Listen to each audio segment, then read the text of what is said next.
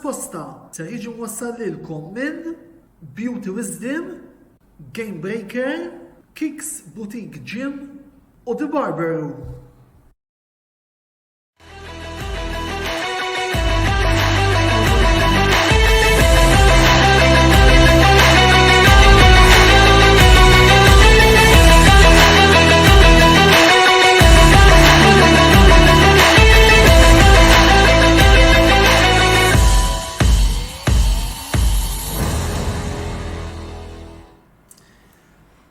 Antonella Bel-Semmilkom u jilqakom għat-tieni programm essenzjela botta u risposta fejn il-lejla ser nitkellmu dwar is-serje Taljana li ser tibda fit-tmiem il-ġimgħa li ġej. Il-lejla fuq il-panel magħna ser ikollna żewġ rappreżentanti mill-erba' kontendenti li ser jkunu qegħdin jiġġieldu għar-rebħ tal-kampjonat ta' din is-sena, jiġifieri għandna lil min-naħa ta' Juventus għandna lil Edin Vella li huwa partitarju tagħhom u min-naħa ta' Roma għandna membru ta' Roma Club Malta illi huwa Andrea Farrugia. Infakkarkom ukoll li jekk il-lejla intom tixtiequ tinteraġixxu wkoll magħna, intom tistgħu tagħmlu dan ukoll billi tħallu l-kummenti tagħkom fuq is-sezzjoni illi għandna miftuħa apposta biex fija wkoll tkun tistgħu tistaqsu xi domanda lil Edin jew lill-Andrea jew forsi tgħaddu l-kummenti tagħkom fuq dak kollu li qegħdin niddiskutu l-lejla. Bħalissa wkoll għaddejjin żewġ logħbiet mill-UEFA Europa Conference League fejn fl-istadium taċ-Ċentenarju f'Taqali RFS jiskurjaw jiftħu l-skor kontra Hibernians, penalty skurjat minn Petr Marex fil-45 minuta, fl-opinjoni tiegħi illi ukoll kont jattara l-ewwel taqsima naħseb li kien naqra dubjus u fil-Bulgarija Hamrun Spartans għadhom jaqsmu l-logħba fid-dura ta' mingħajr goals kontra Levski Sofja. Nfakrukom illi iż-żewġ timijiet issa jridu jiskurjaw żewġ goals biex jirbħu dan il-konfront u eventwalment jikkwalifikaw għal fażi tal-playoffs. Mela wasalna issa biex nibdew ukoll il-programm tagħna għal-lejla u sejrin nibdew billi qabel ma tkellmu għall-panel naraw ftit l-iskeda li preparalna il-korrespondent tal-Kamra Sportiva għas-Serje A Wayne Micallef fejn ser ikun qed jintroduċi wkoll u jtina ftit l-opinjoni tiegħu fuq il-Serje A tim 2022-2023. Nisimgħu il-Wayne u mbagħad nidħlu biex nibdew id-diskussjoni.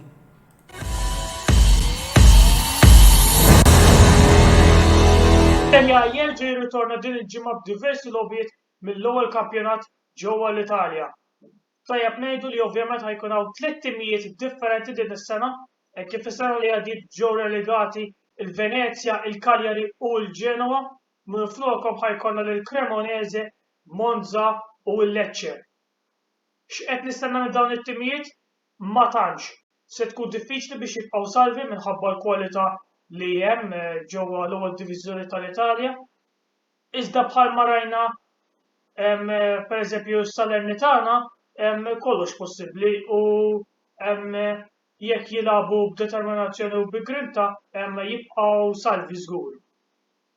Jekk inħarsu fin-naħa l-oħra tal-klassifika insibu li fl-opinjoni tiegħi jkun hemm erba' protagonisti għall-kampjonat Taljan li huma l-Milan, l-Inter, il-Juventus kif ukoll ir-Roma.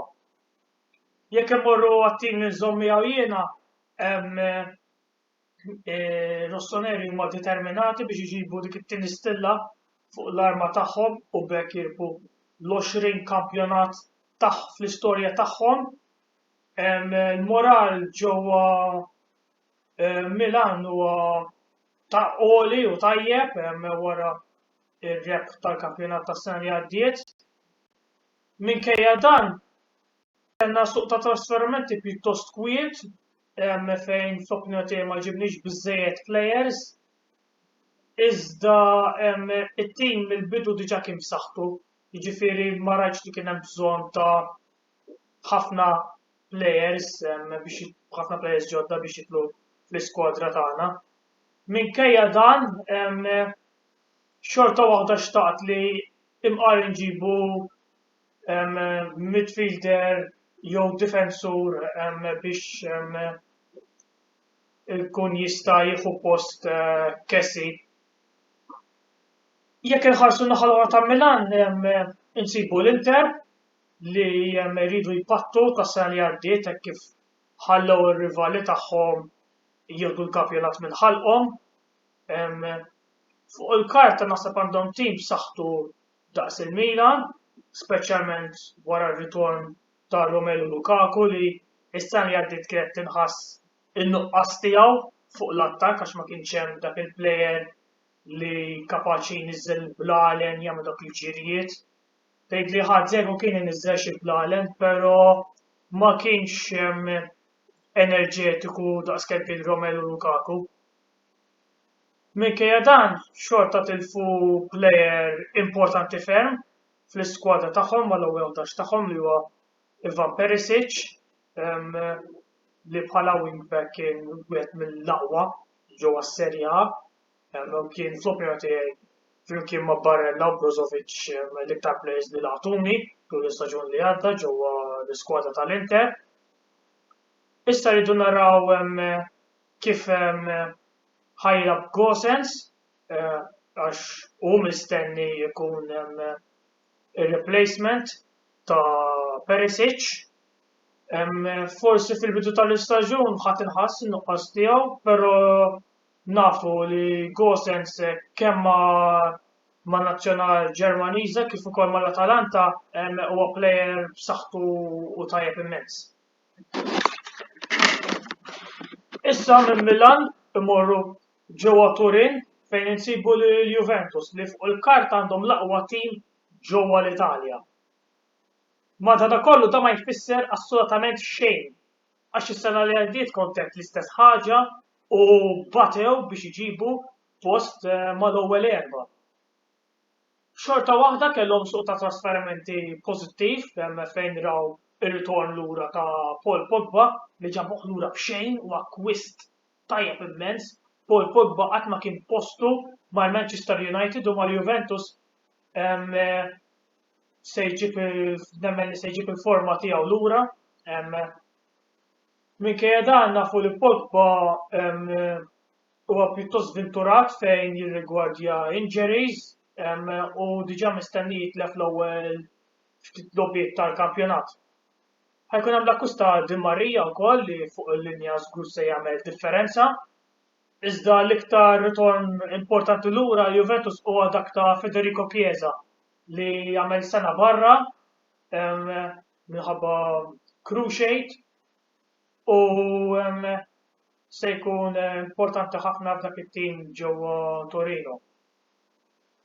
Irridu naraw kif ħajadatta, kif ħajġa jiġi lura ġewwa l-iskwadra tal-Juventus għax mhux faċli tagħmel sena barra u tiġi lura qisek qisu xejn mhu xejn, jiġifieri fl-ewwel parti tal-kampjonat sal-World Cup naħseb li se jbati ftit, però fortunatament għalih fil-virgoletti biex niftehmu mhux se jieħu sehem fil-World Cup minħabba l-Italja għasaddew ma dik storja oħra u forsi wara l-World Cup jkun jista' jġib lura dik il-fiżika li kellu qabel u jirritorna mal-Juventus kif kien ma' Fiorentina u l-ewwel sena tiegħu mal-Bianconeri.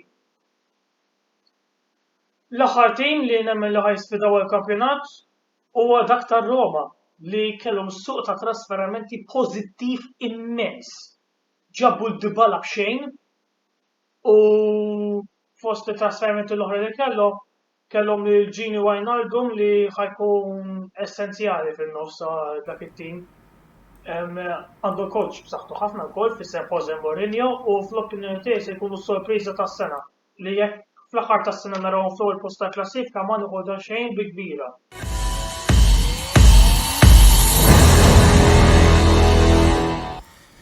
Mela, grazzi lil-Wayne ta' din l-iskeda illi tagħna u kollha nawgurawlu l-ħidma tajba matul dan l-istaġun sew fejn jidħol futbol Taljan fejn jidħol wejn kif ukoll jagħtinu kun daqqatit fejn f'ċertu kontent relatat mal-Formula wieħed, biss issa wasalna biex nibdew id-diskussjoni tagħna tal-lejla. U l-ewwel qed nixtieq nagħti merħba sew lil Andrea u sew lil Edim tal-lejla oġobhom jinaqdu magħna.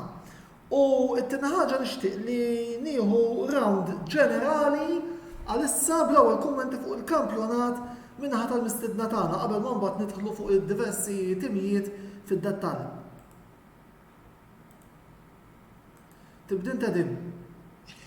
Mela, l-ewwel qed nirringrazzjak tal-istedin Antonello u proset tax-xogħol kollu li qed tagħmlu fuq dil-paġna. Nsellem lil kull qed isegwina wkoll u nsellem lilek Andrea. Kumment ġenerali fuq is-Serje A, l-ewwel qed ħanaddi naqa' kumment żgħir fuq dak li għadna kif smajna, ħanitkellem fuq Juventus biss, it-tliet timijiet l-oħrajn, mbagħad forsi nitkellmu fuqhom iktar l qudiem. Jien sinċerament ma qbilx mal-kumment li il-Juventus is-sena l-oħra kienu l-aqwa team on paper fl-Italja, għax l-aqwa team ġeneralment ikollhom l-ewwel 11 tajbin, issa s-sena l-oħra aħna bħal dis-sena at least sa x'in qed nitkellmu aħna laqqas biss kellna left back. Ir-right back tagħna laqqas kien right back għax kien Quadrado.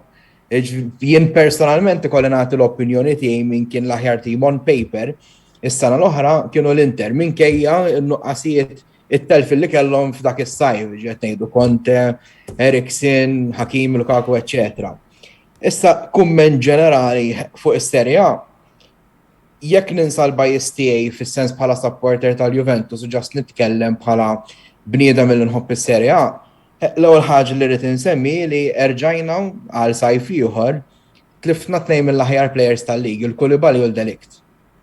Qisu kull sena dejjem qed nispiċċaw nitilfu jew plejer jew tnejn illi jkunu ta' ċertu livell. Is-sena ta' qabel tlifna l-Hakimi, tlifna l-Lukaku, tlifna Ronaldo, illi forsi fil-long term li l-Juventus għamlitna pjaċir imma xorta Ronaldo huwa Ronaldo.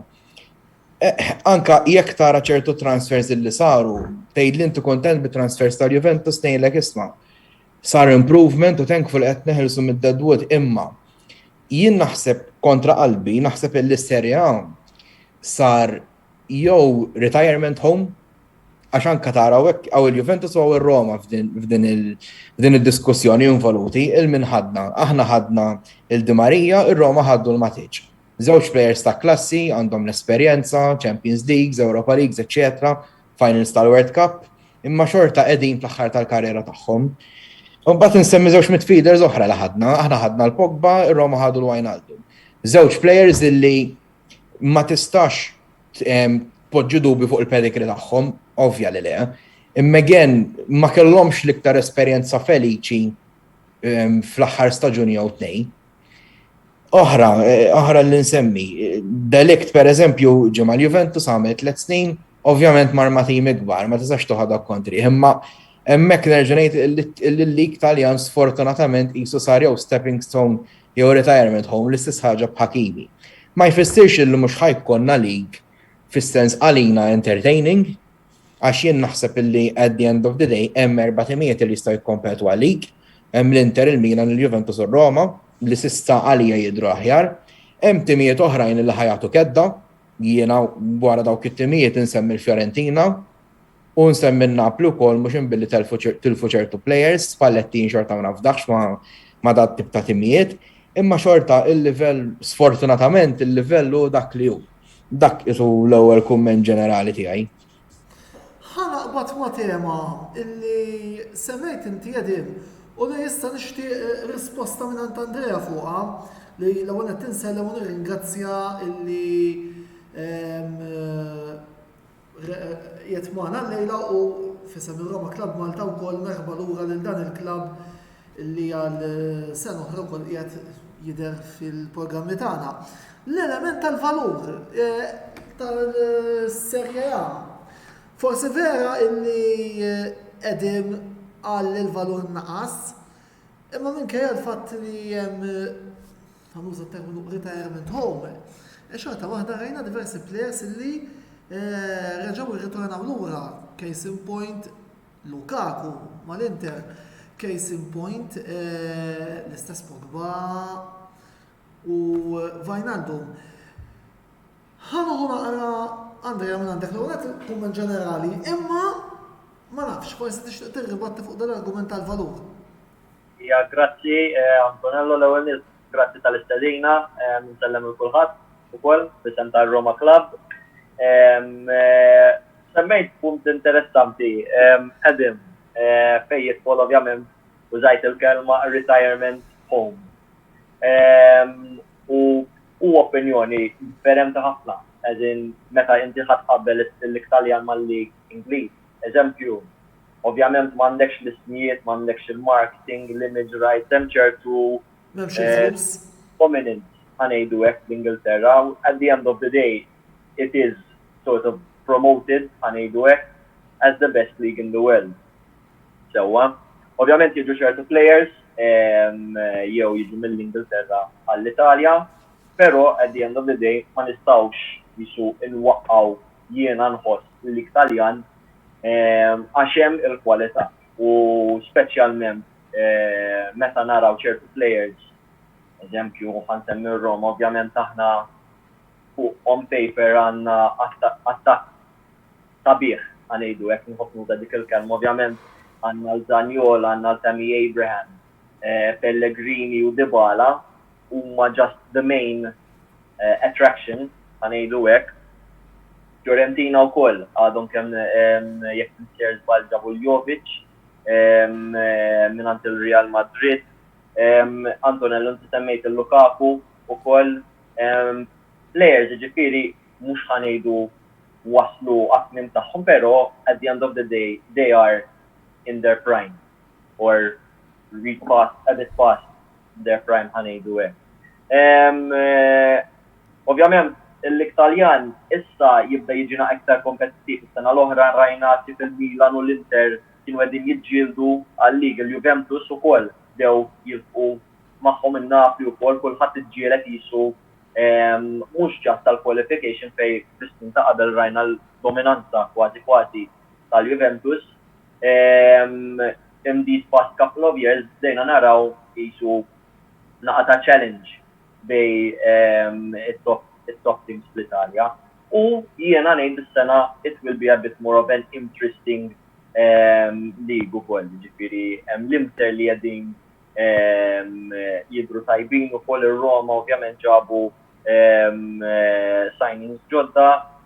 Personalment jiena qed nara l-Juventus totalment l-oppost tiegħek ta' ġifieri qed nara l-Juventus qegħdin jarmaw tajjeb ovvjament għandhom il-Vlahovic quddiem, Chiesa,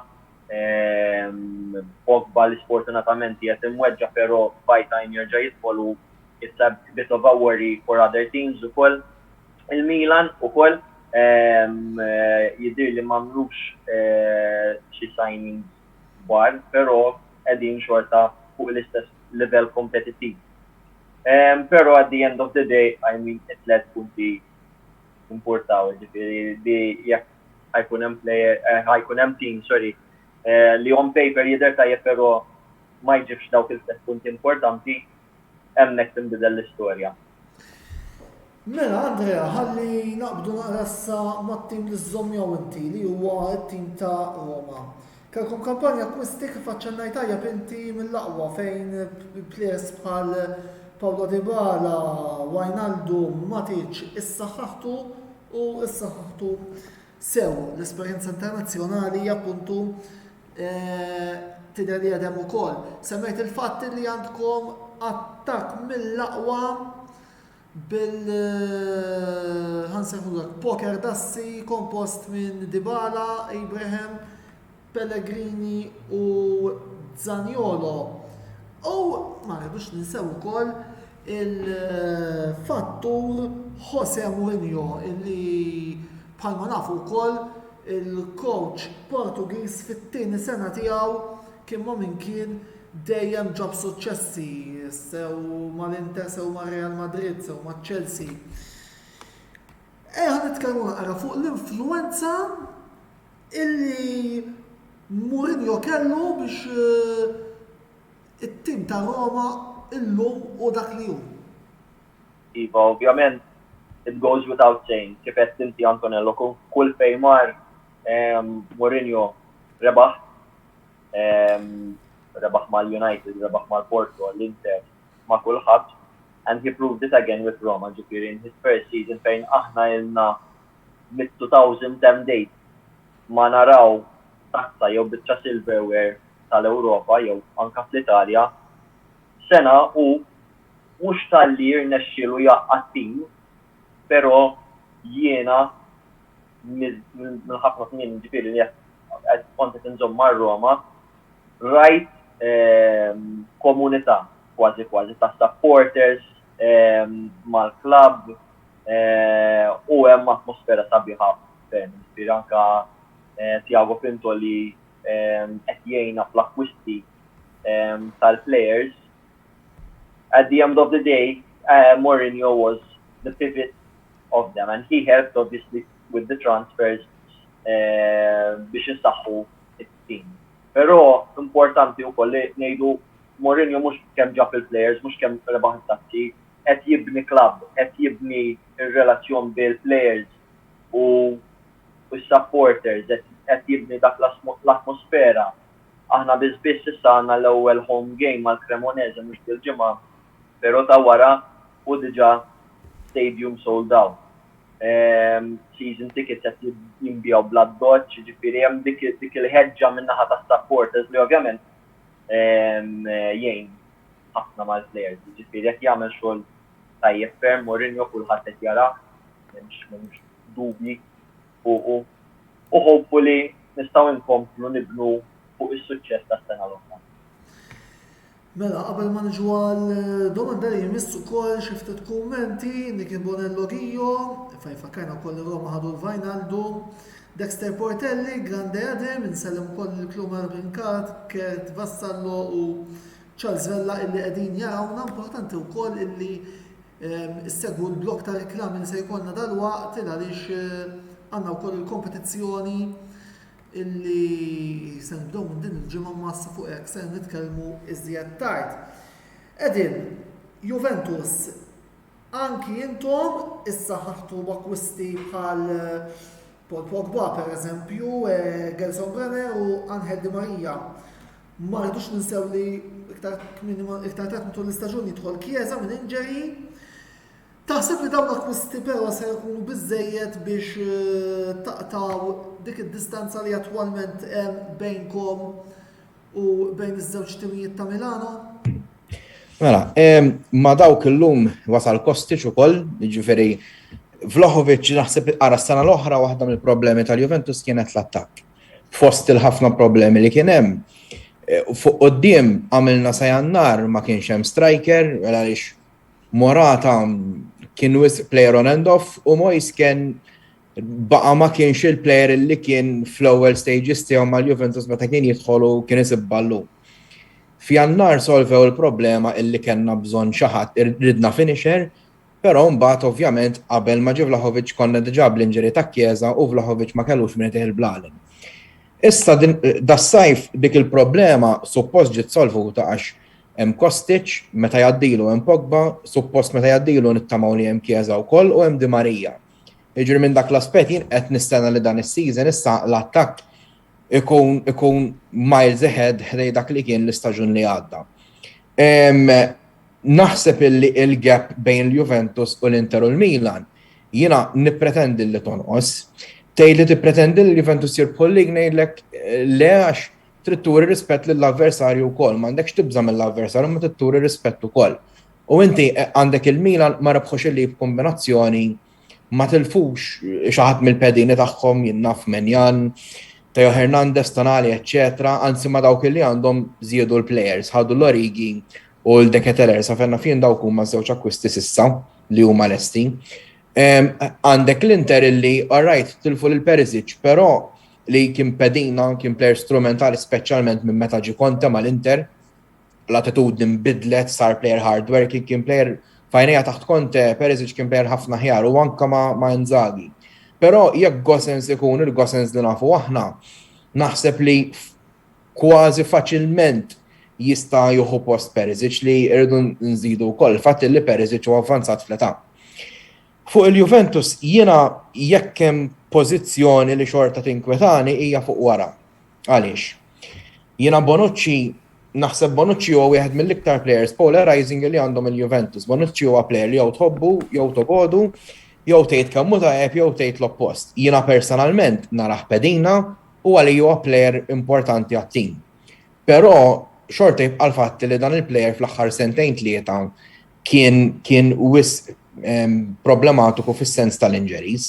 Issa jekk ma jalabx Bonucci, għandek il-Gatti li kellu pre-season impressjonanti meta lab fin-Nations League mal-Italja fl-opinjoni tiegħi kien sod, però l-pre-season kultant jaf jingannak għax ċertu players jagħmlu lek pre-season taħsbek qed tara xi next golden boy u mbagħad jiġi l-lob li vera jgħottu ma jkunu xejn.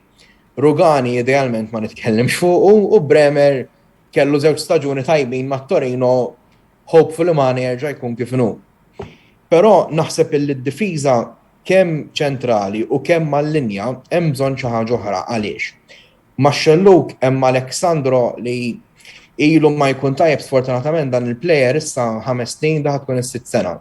Jiena li Aleksandro fl-ewwel sentejn tiegħu mal-Juventus kien brillanti, nasal ngħid illi bej staġuni 2015-2016 u l-istaġun ta' wara kien hemm fuq mal-aqwa left backs fid-dinja, kien hemm wara Marcelo, wara Jordi Alba, wara dat tip ta' players. Imma mbagħad kif intilfet dik il-final kontra Real Madrid mill-istaġun ta' wara il-plejer qisu ntilef.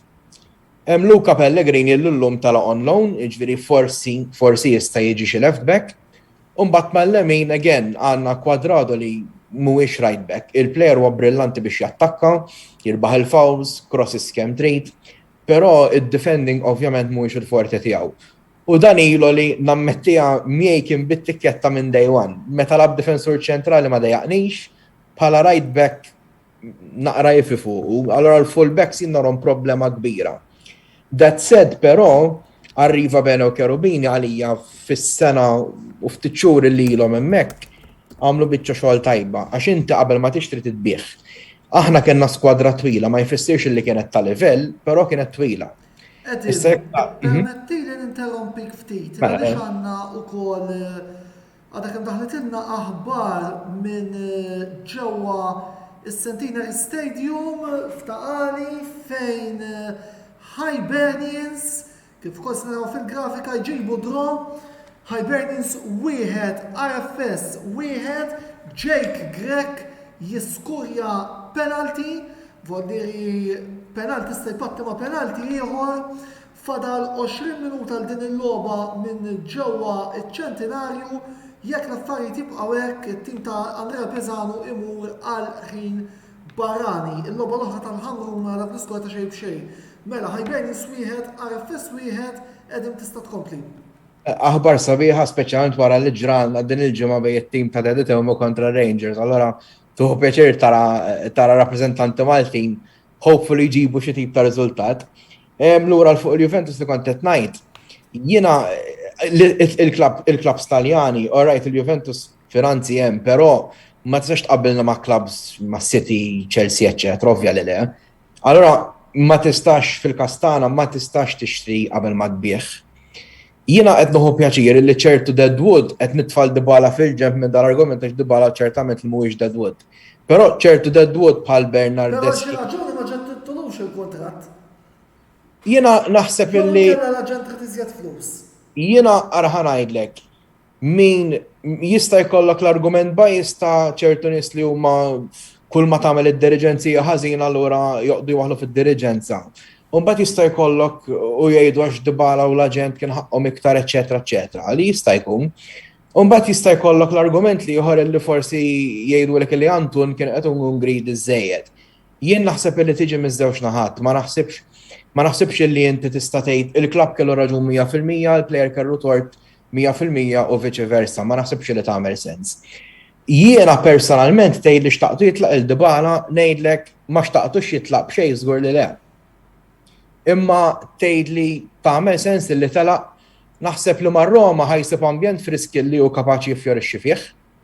Jekk il-plejer jirnexxielu jibqa' healthy mill-puntu di vista ta' injuries huwa plejer speċjali ħafna, però magħna unfortunately kien hemm staġuni illi meta ma kienx imweġġa kien inkonsistenti, jista' jkun li t-tim tattikament ma kienx qed jakkomoda lilu, jista' jkun. Jista' jkun il-jum mentalment ma kienx b'saħħtu biżejjed ukoll. Jiena again ma nistax inwaħħal f'naħa biss. Jien nemmen li miżewx naħa ġejja. Issa biex inkomplu fuq l-argument li uħar mill-point of view tad-diriġenza, jiena naħseb li l-Juventus din is-sena għarfu li jisma' irridu naħħu ċertu deadwood illi kienu fuq pagi mostrużi illi ħafna minnhom għadna ma nistgħux innaħħuhom sal-lum tnejn minnhom Aleksandru Artur għax jiena ma nafx li ma' klabb maħħu f'posta ħajħodlok dar players u jekk il-Manchester United ħajjeħdu l-rabbjo għal dik iċ-ċifra li qed tissemma 16-17 miljun. Considering il-performance, jew il-lack of performance li kellu magħna, daw l-inna ħajamlu pjaċir kbir. Jiena at this point kontent li tal-inqas qed jibdew jitneħħew ċertu players li da 3 snin 4 ma frew xejn. Grazzi, Edin. Mela, immorru għall-ewwel waqfa ta' reklami, id-dibattitu jkompli kif nerġgħu nitlu lura, importanti segwu r-reklami, però il għaliex hemm il-kompetizzjoni marbuta ma' Kicks Boutique Gym matul il-blok li ġej Vonderi ibqgħu magħna, segwu r-reklami, ħalli tkunu tafu kif tistgħu titlu fuq il-kompetizzjoni, id-dibattitu ikompli wara dawn.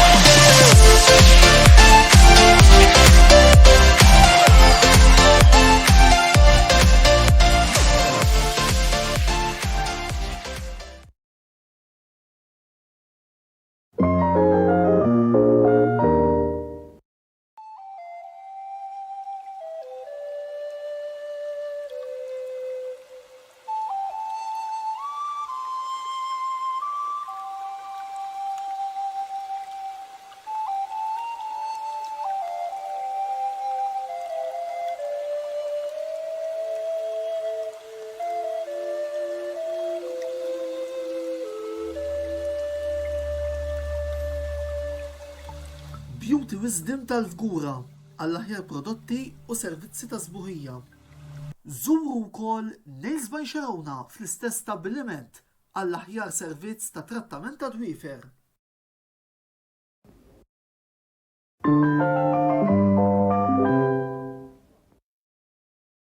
Ilab u irbaħ flimkien mal-kamra sportiva u Kicks Boutique Gym. Kull ma trid tagħmel huwa li tafas like fuq ix-xandira botta u risposta li qed taraw bħalissa u tafas follow fuq il-paġna ta' Kicks Boutique Gym. Jekk tagħmlu dan, intom titlu biċ-ċans li tirbħu sħubija ta' xahar ma' Kicks Boutique Gym li jinsab ġewwa Denny's Shopping Mall fil-Ħamrum. Bir-rebbieħ eventwali jitħabbar fl-ewwel programm tax-xahar ta' wara tas-sensiela botta u risposta. Kicks Boutique Gym, il-post ideali għalik biex issir iżjed b'saħħtek u tħossok iżjed aħjar.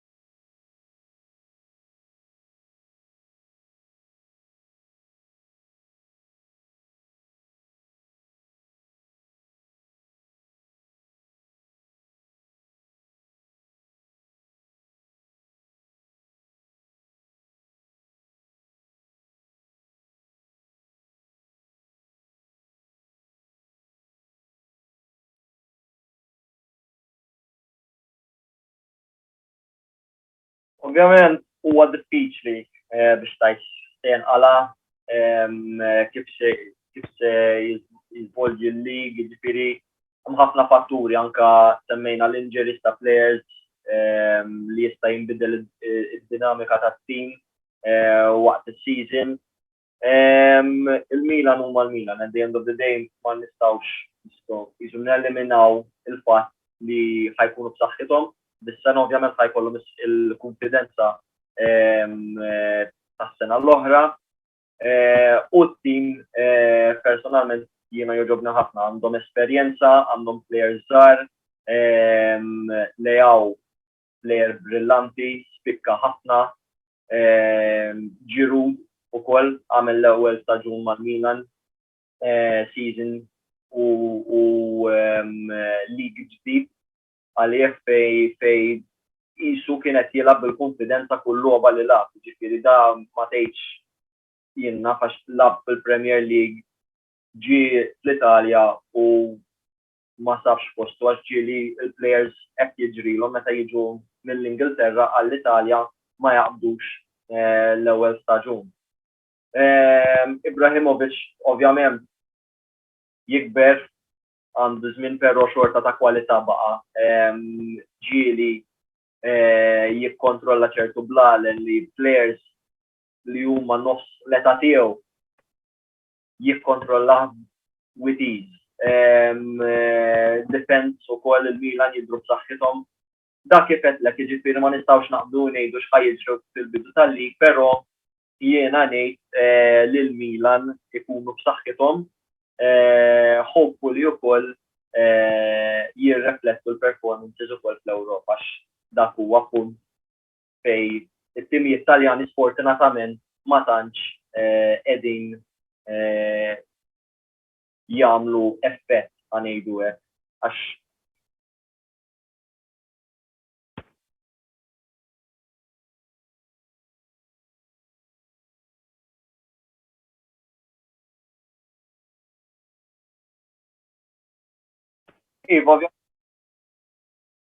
ovvjament aħna nistgħu ngħidu li l-aħħar tim Taljan kienu l-Roma li rebħu mill-Conference League, però at the end of the day ma nistgħux inqabblu l-Conference League maċ-Champions League.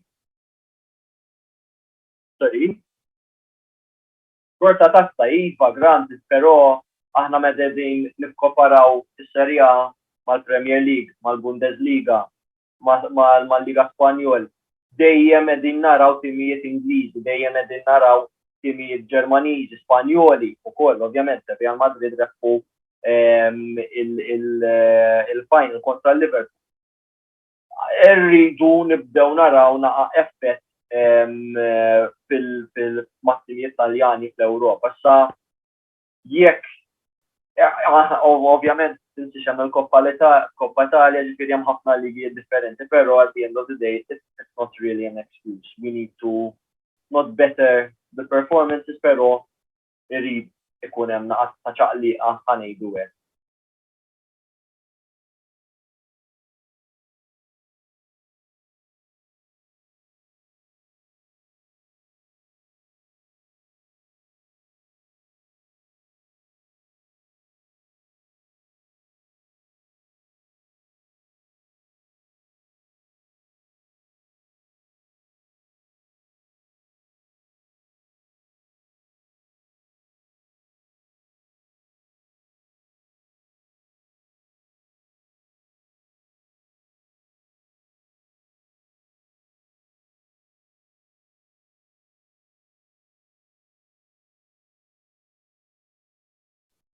Jiena favoriti għal-kampjonat, jien naħseb illi ħajkun hemm 4 timijiet li jistgħu jiġġieldu għalih, però jekk nażel 2 bla ma noffendi lir-Roma u l-Juventus naħseb ikunu l-Inter u l-Milan illi qegħdin xi ħaġa aħjar. Il-Milan naqbel 100% ma laqa l-Andrea, allura mhux ħanerġa' nirrepeti.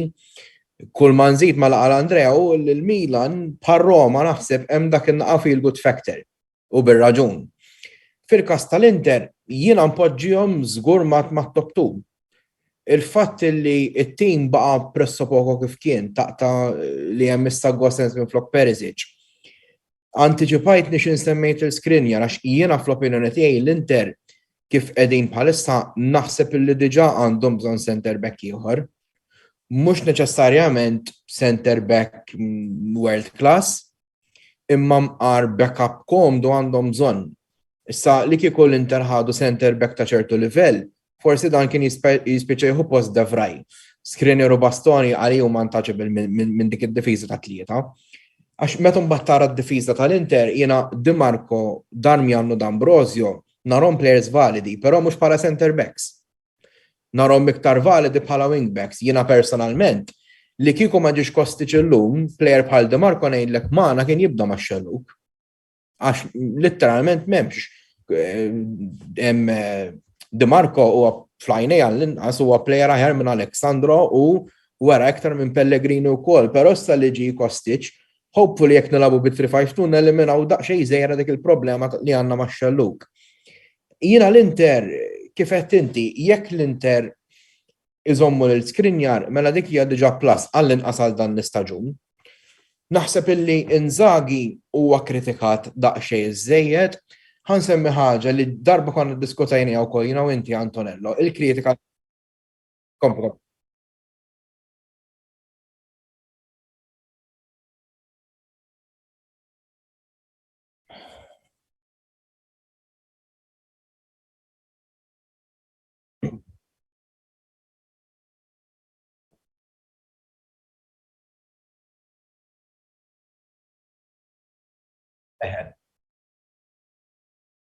Mela, kont ħansemmi li issir din il-kritika mill-medja Taljana speċjalment, illi qisu t-timijiet ta' Inzaghi minn Jannar lem qishom imajnaw daqsxejn. Il-ħaġa li ngħid jien hija din. Tas-sena l-oħra Inzaghi mal-Lazio kien. Issa fl-istaġun tal-Covid, ġifieri l-ewwel staġun fejn kellna l-Covid, il-lig li rbaħna aħna b'Sarri, jiena sinċerament kont qed naħseb li l-lig diġà ħajjeħduh l-Inter. One ma kellix fiduċa fl-iskwadra u two ma kellix fiduċa fil-coach personalment. Meta mbagħad kif kien ġej l-istaġun, jiena bdejt nibża ħafna mill-Lazio. U naħseb illi kieku il-lok ma ġewx xurxin kif ġew u li l-iskwad debt mbagħad ma labx il-logħba iktar milli diġà jilgħab is-soltu. Naħseb illi Inzaghi potenzjalment da kien jista' jieħdu l-lig dik is-sena, forsi qed nisaġra. Imma jien nemmen dik is-sena Inzaghi kif kienu ġejjin il-Lazio hemm kienu. Issa mal-Inter irridu nqisu li dan ħapost Conte illi ovvjament huwa wieħed mill-aħjar coaches li hawn. Fajnejja naħseb wieħed mit-top 5 li hawn fid-dinja. Dana minn flok Hakimi ġi Dumfries, plejer tajjeb imma mhuwiex Hakimi, minn flok Lukaku ġi Dzeko, again plejer tajjeb imma mhuwiex Lukaku. Ġara li ġara Beriksin ġi Ċalħanoglu u qabad, però għalija xorta Ċalħanoglu mhuwiex is-sur ma stilju Eriksen, u mbagħad ovvjament kellek il-Milan li hats off li daw bl-injuries li kellhom għax irridu nsemmuha dik kompli.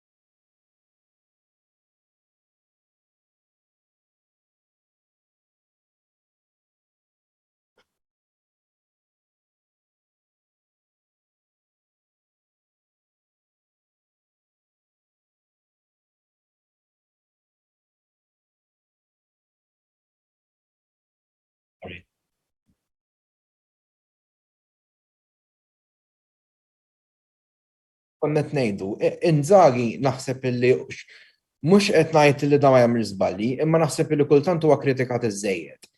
Dana mal-Lazio jiena li jagħmel biċċa xogħol tajba ħafna bir-riżorsi jew nuqqas ta' riżorsi li hemm.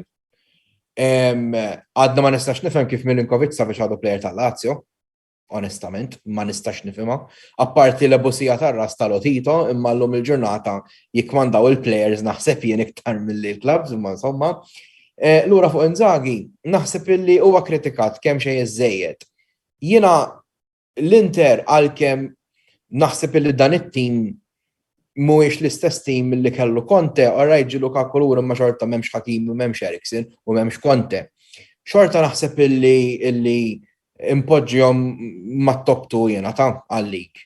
U lilhom u l-Milan impoġġi top 2. Għax inti ma trix tara biss l-iskwadra nnifisha, inti tittara wkoll it-tim kollu bħala unit. Aħna tim naqra ġdid mhux ħażin minħabba l-fatt li ħlista minn ċertu players u ġew xi players ġodda li immedjatament ħajkunu mal-ewwel 11. Il-Milan żammew in-nukleus tat-tim li kellhom u żiedu żewġ players magħhom u l-Inter inbiddel wieħed. Allura jien dik nemmen li tilab il-parti tagħha wkoll, però ir-Roma mhux qed ngħid li r-Roma mhux se jkunu hemm, mela għax jiena r-Roma għandhom naħseb waħed mill-iktar attakki u midfield eċitanti tal-lig. Però tgħid li nagħżel żewġ timijiet naħseb li l-Inter u l-Milan għandhom dik xi ħaġa ħjar, però mbagħad ir-Roma għandhom ħaġa li l-Inter u laqqas il-Milan għandhom il-Mourinho li ma tistax tafdaħ. Mela, nifqu hemmhekk ukoll għal dina it-tieni parti tal-programm immorru l-waqfa pubbliċitarja ibqgħu magħna il għaliex id-dibattitu ikompli wara dawn.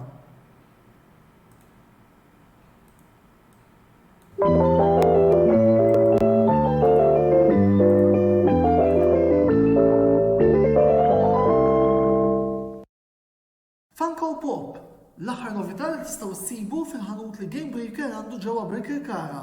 Fost id-diversi modelli li hemm disponibbli, insibu modelli ta' players tal-NBA, eroj ta' Disney, kif ukoll dawk tas-sensiela popolari Stranger Things fost l-oħrajn. Għalhekk, ejjew u xtru dawn il-minjaturi tal-personaġġi favoriti tagħkom mingħand il-ħanut li dejjem offra garanzija u kwalità. Game Breaker, l-aqwa logħob tal-PlayStation, Xbox u Switch.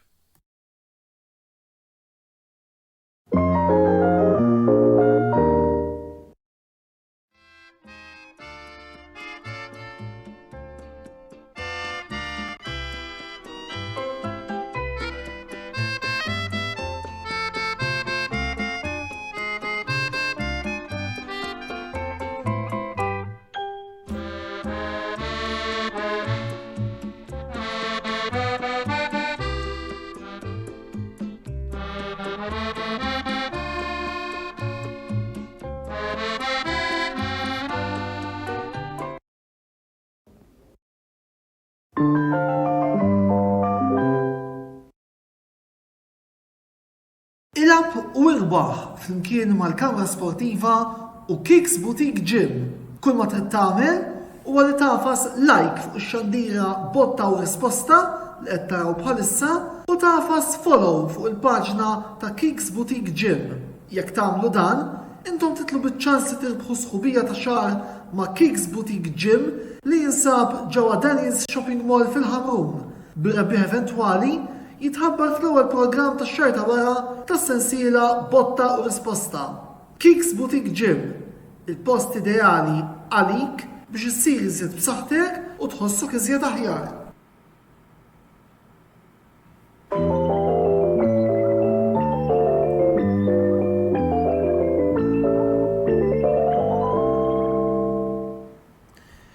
Merħba lura t-tielet parti tal-programm Botta u Risposta, il-produzzjoni ta' diskussjoni sportiva qed nibdew ntellaw kull nhar ta' ħamis fejn il-lejla.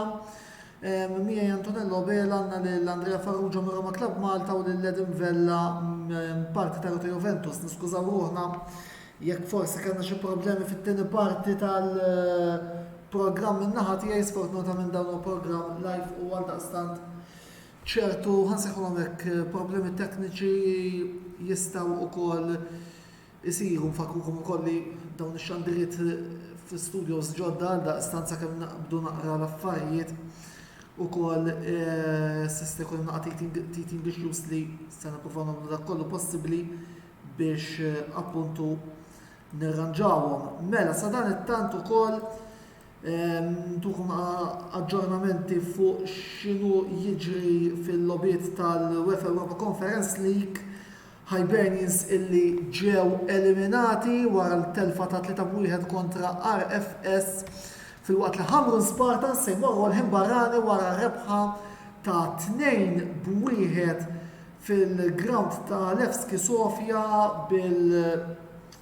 appuntu Brian Kamenzuli iġib il-gol ta' rebħa fit-92 minuta.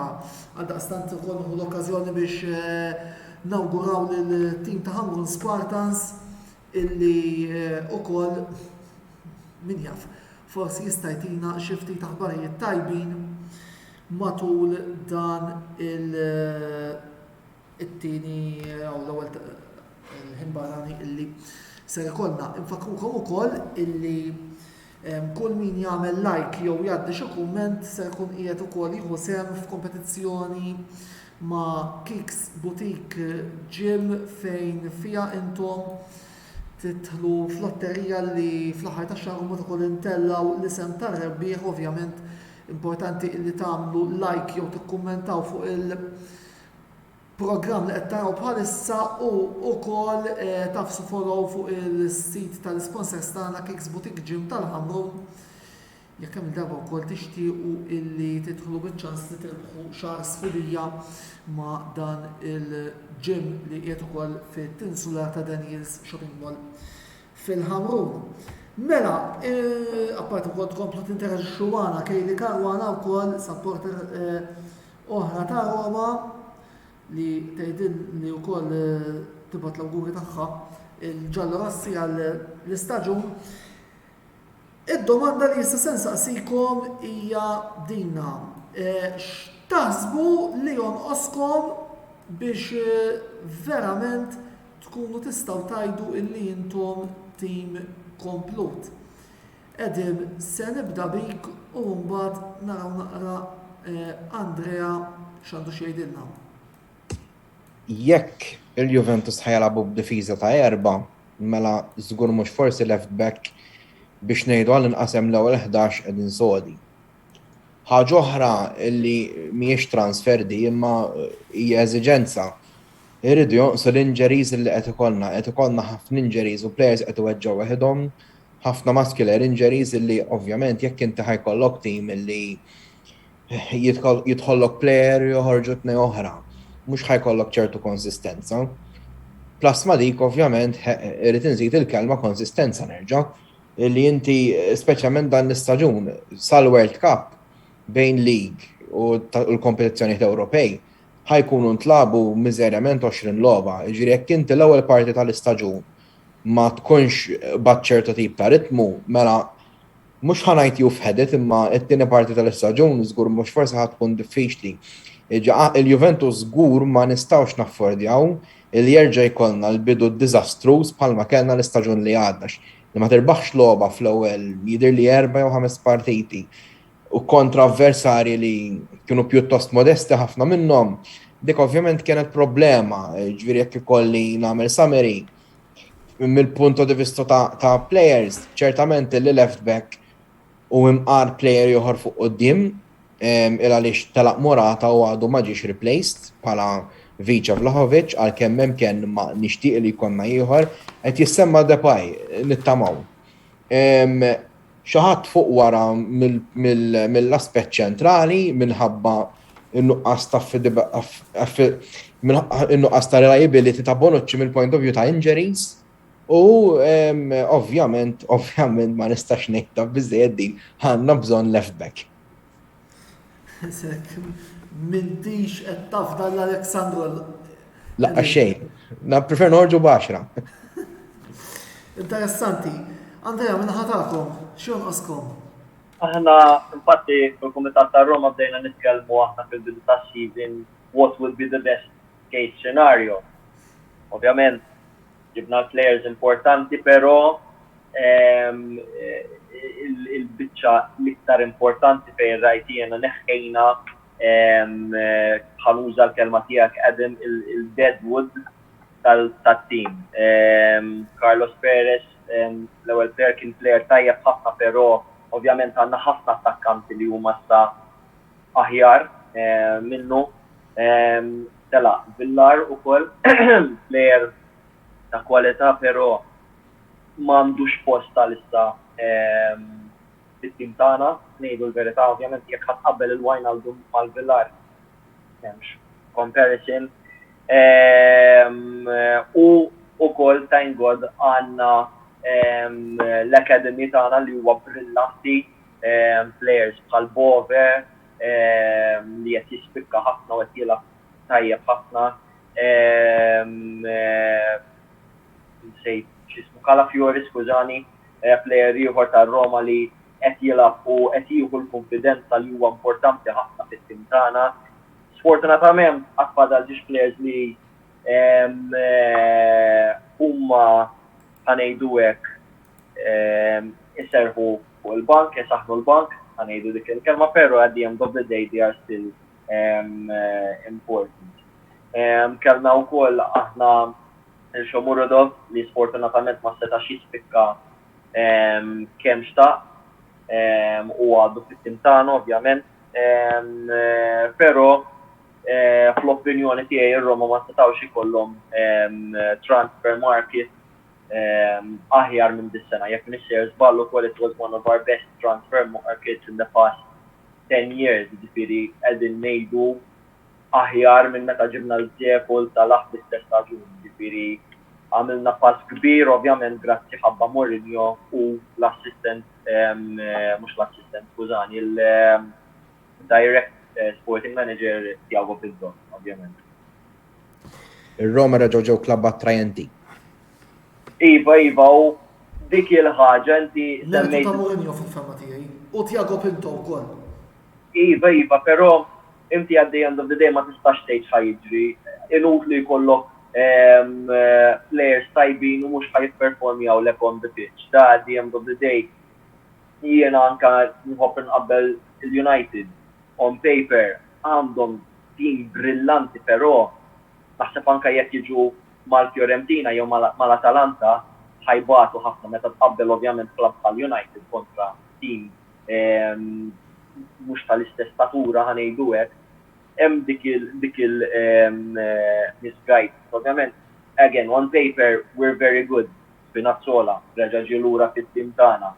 Karsdorp, player brillanti.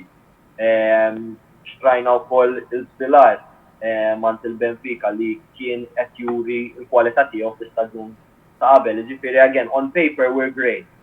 Però at the end of the day the 3 points is what counts. Issa, lilin mill-ewwel erba' xtaqt li nitkellem llejla fuq tim milli għamel kampanja kwist importanti ħafna f'dik li hija l-ewwel staġun tiegħu fis-Serje A. Qed nirreferi għal Monza li huma mmexxija tista' tgħidlek mill-eks kopja ta' li tant iddominaw mal-Milan, vordiri Silvio Berlusconi, il-President u d-Direttur Ġenerali Adriano Galliani.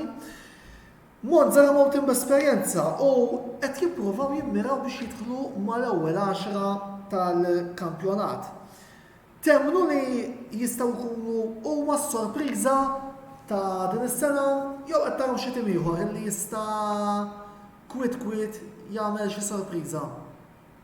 Jiena fl-opinjoni tiegħi naħseb jistgħu jagħmlu dik is-sorpriża għax iddominaw kważi il-League Serie B fil-aħħar ftit lobisti kellhom jekk nisser żball rebħu 5-0 man-Novara ukoll rebħu 4-0 mar-Renate ukoll jiġifieri qegħdin ngħidu vera is-Serje B, però labu b'ċertu konfidenza li ma tantx tara f'dawk it-timijiet iż-żgħar. Jistgħu joħorġu ovvjament sorpriża, però we'll see mbagħad when the kick-off starts this weekend. Jiena fuq il-Monza ngħid illi xtraw players tajbin, hemm taħlita ta' esperjenza, player paranokkja, ħadu players mbagħad li hemm potenzjal, għandek pereżempju huma interessati f'Rovella tagħna u ħadu player ieħor tagħna li huwa Filippo Ranocchia, midfielder, però naħseb jien meta inti tim jixtri dawk il-players kollha trid tkun naqra kawt ukoll. Biex nużaw eżempju ta' tim kbir li kien għamel hekk kienu l-Milan fl-istaġun meta kien hemm Fassone imexxi.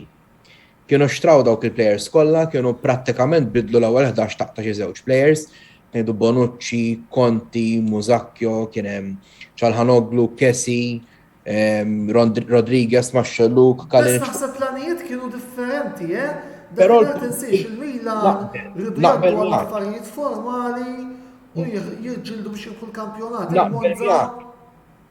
Naqbel miegħek imma l-puntu illi it-tragward tal-Milan kien illi huma joqdu jiċċajtaw li jridu top 4, il-tragward kien li jiġġieldu għalik. U ġew is-sitt post. Issa jekk il-Monza it-tragward tagħhom hu illi forsi jidħlu fl-Ewropa Conference League imqar. Ma naħsibx li ħad tkun faċli li dawk il-players kollha jiġu ġeld malajr. Naħseb illi dik skont kemm hu bravu l-coach u skont ir-rieda tal-players li daw il-players jidraw lil xulxin malajr għax minix qed nagħti mertu kbir lil Galjani għax għamil biċċa xogħol tajba ħafna kemm ilu hemm. U ovvjament bil-backing ta' Berlusconi. Imma di ħaġa li semmejna, inutli jkollok il-players mbagħad huma ma jilagħbux bħala tim. U plus il-fatt li ħajjelabu fis-Serja A l-ewwel darba. Eżatt, jiena ara. Jien onestament għandi dubju kemm Stroppa se jkun kapaċi ngħidu hekk jasal kemm ħajkun kapaċi il-est l-istaġun għad-direttur, anzi nazzarda ngħid għandi dubju kemm ikoll il-Pannettone. Jiena il-Monza naħseb b'mod realistiku għax alright, Galjani u Berlusconi rabħu kull tazza li ħadħadu sem fiha għal darba 2-3-4. Però naħseb li tkun daqsxejn realistiku wkoll bit-tim li għandek u bil-kompetizzjoni li hemm kontrik ukoll.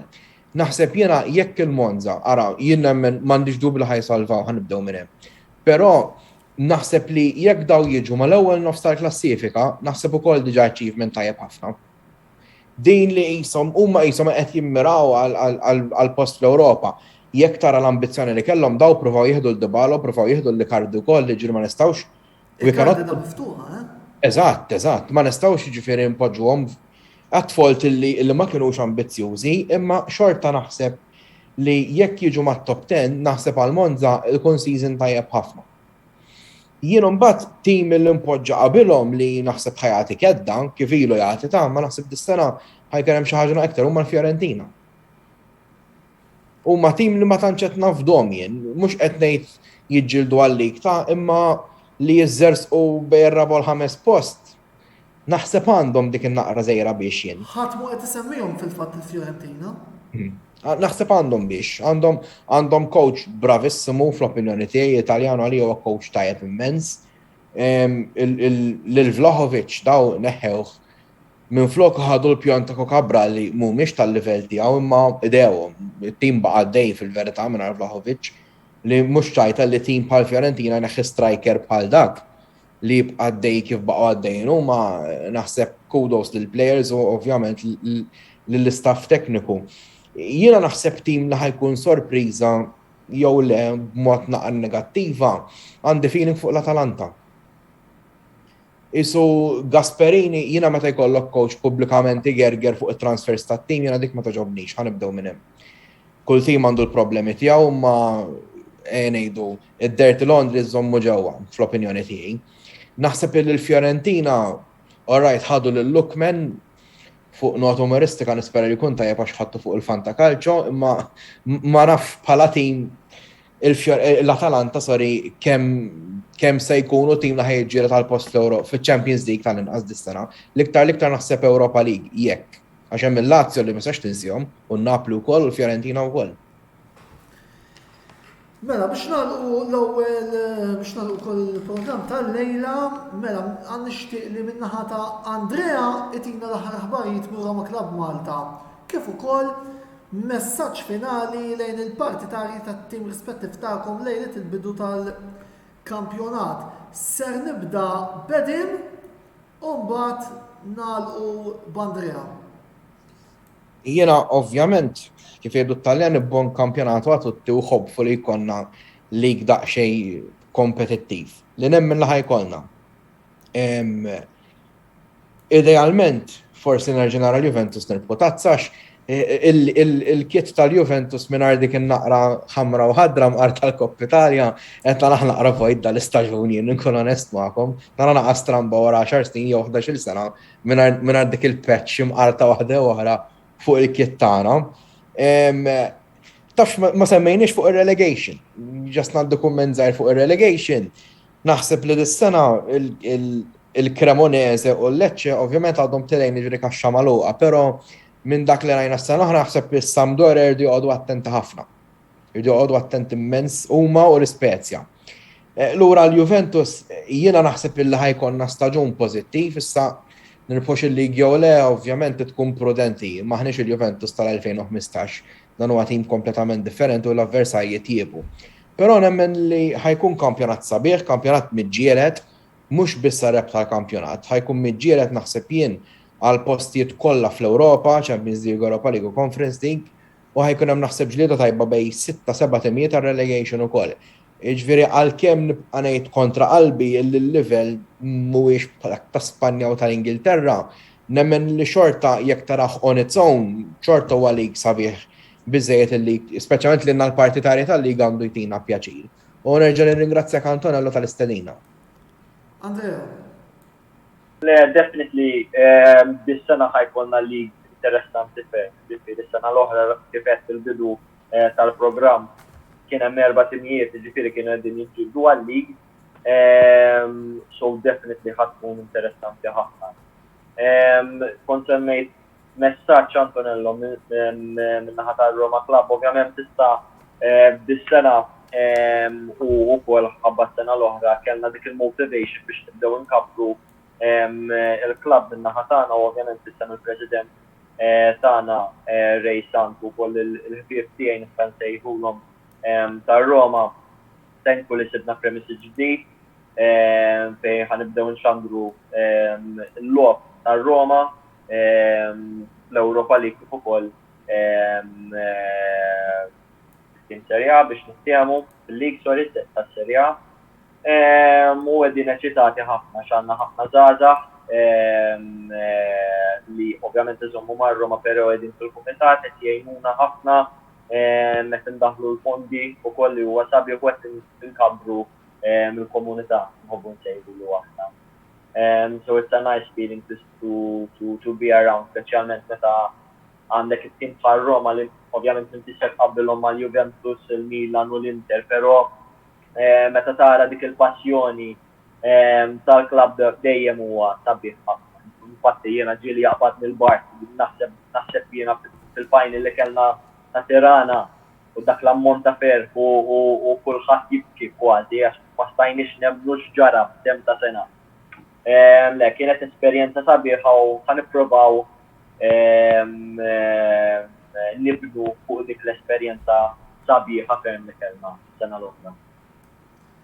Mela, grazzi Andrea u għedin tal-lejla tħaltu maħna għal dan il-program u grazzi u kol tmur għal-sponsors tagħna li huma Beauty Wisdom, Game Breaker, Kicks Boutique Gym u The Barber Room. Nfakrukom ukoll illi jekk intom għamiltu xi kumment waqt il-programm jew il-lajkjajtu il-paġna tagħna u il-programm appuntu qed taraw bħalissa kif ukoll tagħmlu follow fuq il-paġna ta' Kicks intom tidħlu biċ-ċans li tirbħu voucher li fl-aħħar tax-xahar ukoll ser intellaw għal sħubija b'xejn ma' Kicks Boutique Gym ġewwa il-Ħamrun.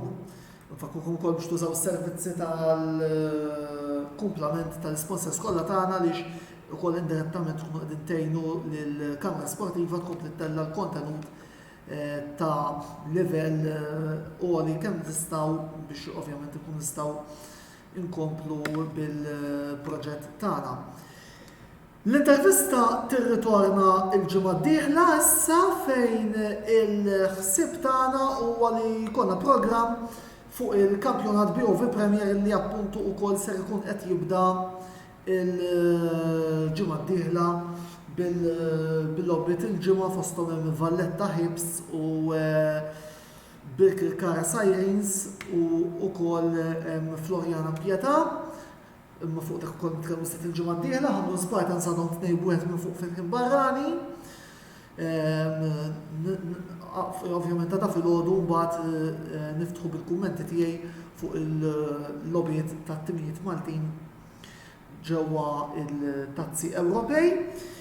Jekk tliftu l-programm, infakrukom illi daqs f'sija 3 kwarti oħra dan ser ikun disponibbli wkoll fuq l-istazzjon uffiċjali tagħna fuq YouTube fejn hemmhekk tkunu tistgħu taraw sew il-programmi kollha li kellna matul iż-żnien kif ukoll il-videos ta' reazzjoni għal varji logħbiet u tlielaq tal-Formula 1 li jkollna minn ħin għal ieħor. Din il-ġimgħa, fil-fatt fit-tmiem il-ġimgħa ser ikollna mhux video log ta' reazzjoni wieħed iżda ser ikollna 2 il għaliex apparti il-video log ta' reazzjoni li ħanaddi jiena wara l-logħba Lecce Inter, nhar it-tlieta ser ikollna video irrekordjat fejn fih il-kollega Mark Xkembri ser ikun qiegħed jgħaddi r-reazzjoni tiegħu għall-logħba Juventus Sassuolo li se tintlab nhar it-tnejn. Mark illi wkoll mistenni jibda jgħaddi reazzjoni tiegħu għall-logħbi tal-Juventus wara kull logħba illi il-Bianconeri ser jilagħbu. Voldieri ser ikollna il-video logs ta' wara l-logħbiet tal-Inter u issa wkoll ta' wara l-logħbiet tal-Juventus. Dak se l-appuntament li jmiss mal-videos tal-kamra sportiva ser jkun kif qed ngħidu nhar is-sibt li ġej, 11 għal-video log ta' reazzjoni tal-ewwel logħba li Inter ser nilagħbu fil-kampjonat kontra Lecce u sakemm nerġgħu niltaqgħu jew għal Lecce Inter, jew għal Juve Sassuolo, jew inkella l-programm l-intervista tal-ġimgħa d-dieħla, jien Antonello Bella ma tfadalli xejn ngħidilkom ħlief grazzi tal-li segwejtuna, il-lejl tajjeb u ħudu ħsieb.